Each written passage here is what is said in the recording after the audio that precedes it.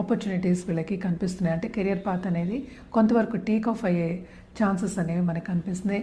అలాగే business people కూడా మనం చూసాము అంటే తెలుసు 12th లార్డ్ కానీ లేకపోతే 9th lord, 12th and 9th lord, like Jupiter ఏమో 3rd హౌస్లో ఉన్నారు. సో క్రియేటివ్ రంగంలో ఉన్నవాళ్ళు, అలాగే క్రియేటివ్ రంగంలో ఉండి బిజినెస్ చేసేవాళ్ళు, సపోజ్ ఆర్ట్ చేసేవాళ్ళు కానీ, లేకపోతే ఇప్పుడు పాటరీ చేసేవాళ్ళు కానీ, లేకపోతే ఏదైనా మ్యానుఫ్యాక్చరింగ్ చేసేవాళ్ళు, 3D ప్రింటింగ్ అనుకో, ఇంకోటి అనుకో, ఇప్పుడు కొత్తగా వచ్చినవి ఏఐ అనుకో, వీళ్ళందరికీ మంచి ఆపర్చునిటీస్ వచ్చే ఛాన్సెస్ ఉన్నాయి.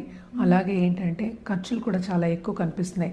మనకి తెలుసు 11th రాహు ఉన్నాడు, అలాగే 11th లార్డ్ ఏంటంటే మనకి శని అయ్యారు, ఆయన 12th ఉన్నారు. సో తప్పక లాభము కనిపిస్తోంది మనకి, అండ్ ఆల్సో పోబడి అనేది ఎక్కువ, అంటే ఖర్చులు అనేవి చాలా ఎక్కువ కనిపిస్తున్నాయి అన్నమాట మనకి.